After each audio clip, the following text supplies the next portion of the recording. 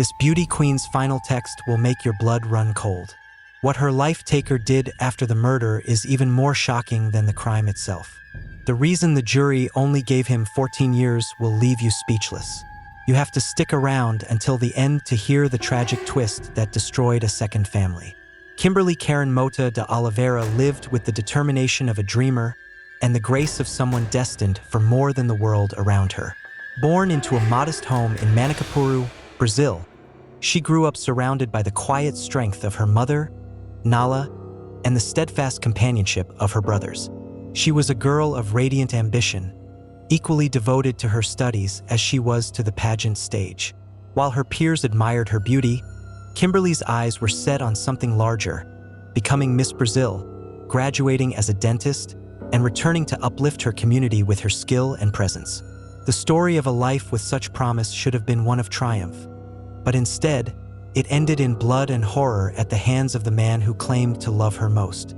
At just 21, Kimberly stepped into the spotlight by winning the crown of Miss Manacapuru, dazzling judges with her charm and confidence. That crown was not merely an ornament, but a symbol of a greater ambition. She saw in it a pathway to the Miss Amazonas competition, and beyond that, the glory of Miss Brazil.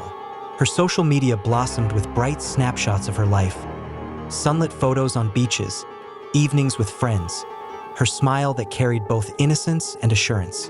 Beneath those posts was a young woman balancing the grueling discipline of dental school with the intoxicating possibilities of modeling.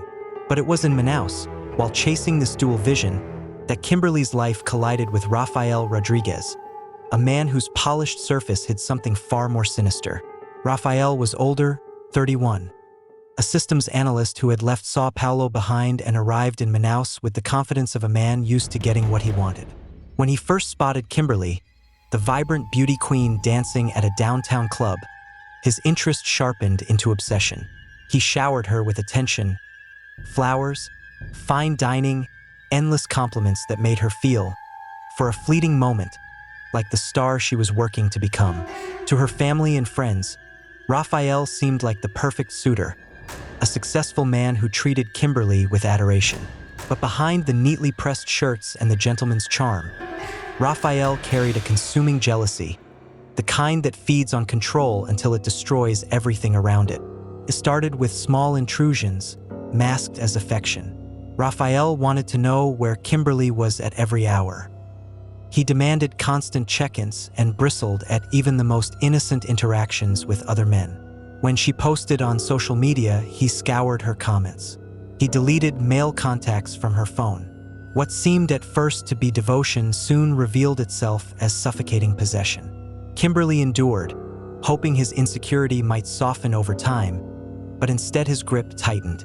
He disassociated her off from friends, isolated her, and tore into her confidence with belittling words behind closed doors. Her mother, already battling the exhaustion of breast cancer treatments, noticed the change in her daughter's spirit and feared what this relationship was becoming. By May of 2020, Kimberly had had enough. 2 months into the romance, she saw the dream Rafael had promised dissolve into a nightmare of fear. She confided to her mother her decision to end the relationship, and Nala, frail from her illness but fierce in love, insisted she leave him at once. Kimberly arranged for her friend Sophia to be by her side when she broke the news. On May 10th, Mother's Day, she sent her mom a text brimming with warmth and then steeled herself for the confrontation ahead. She hoped, perhaps naively, that ending it face-to-face would let her walk away clean. But walking away from a man like Rafael was never going to be simple. That night, she entered Rafael's apartment. What followed remains known only through his later confession and the chilling evidence left behind.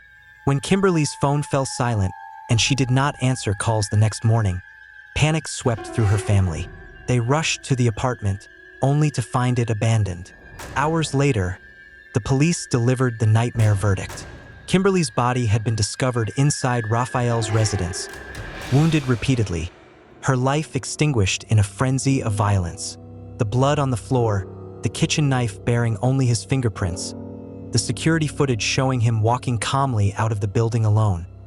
All of it spelled out the truth. Rafael had turned his jealousy into life-taking.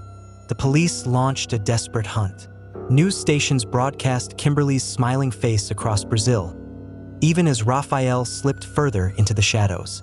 His car was later discovered wrecked, abandoned 600 kilometers from Manaus, pointing to a frantic flight toward Venezuela. For 6 days he remained on the run, hiding in a hut near the border, paying local boys to act as guards, unaware of the crime their client had committed. But justice stalked him relentlessly. When officers closed in, fire weapon briefly echoed through the jungle night before his protectors surrendered.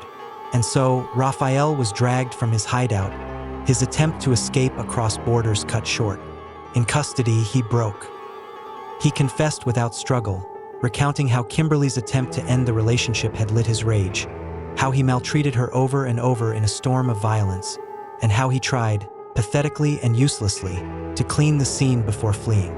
His words were soaked in guilt but devoid of true remorse. For Kimberly's family, his capture brought relief, but not peace. They were left with the cruel arithmetic of loss, her entire future stolen in a single night. The woman who should have been preparing for another pageant, another semester of study, another chance to rise, was instead buried under grief's weight. The trial began in October 2021, nearly a year and a half after Kimberly's unalive. Prosecutors laid bare the truth of who Rafael had always been: an abuser, a manipulator, a man consumed by control. The defense clung to the notion of a crime of passion, an excuse that rang hollow in the face of the evidence. The jury saw through it, but when the sentence came, it carried its own sting. 14 years in prison. 14 years for a life ended at 22. 14 years for dreams reduced to ashes. To Kimberly's grieving mother and brothers, the punishment felt like an insult, a fraction of justice where only Kimberly's full life could have balanced the scales. The weight of the crime rippled beyond the courtroom. Nala's health deteriorated swiftly after her daughter's death, her cancer spreading under the strain of loss. Rafael's own father, unable to reconcile his son's brutality, unalived himself by stepping in front of a train. 2 families destroyed, one by grief, one by shame, all orbiting the bloody core of one man's jealous rage. Kimberly's case illuminated more than the tragedy of a single young woman. It exposed the insidious dangers of controlling relationships, the violence that festers when jealousy is mistaken for love, and the bitter inadequacy of a system that could call 14 years sufficient for the deliberate destruction of a life. Her death became a symbol, a warning, and a plea. In Brazil and beyond, voices rose demanding better protections for women, stronger consequences for abusers, and a culture that would no longer excuse femicide as passion. The story of Kimberly Mota de Oliveira is not one that ends neatly with a sentence handed down. Her absence lingers in the empty spaces of her family's lives, in the silences where her laughter once belonged, in the pages of textbooks she would never finish, in the pageant stages that will never see her again. But it also lingers in the fight for justice for women like her, whose dreams are silenced by the very men who profess to love them. To remember Kimberly is to remember all the futures destroyed by possessive violence and to vow that no more bright lives will be extinguished so cheaply. Now that you've heard Kimberly's story, do you believe justice was truly served? How do you see the sentence handed down compared to the life lost? What changes should societies demand to protect young women from jealous control disguised as love? Share your thoughts in the comments below and don't forget to subscribe for more true stories.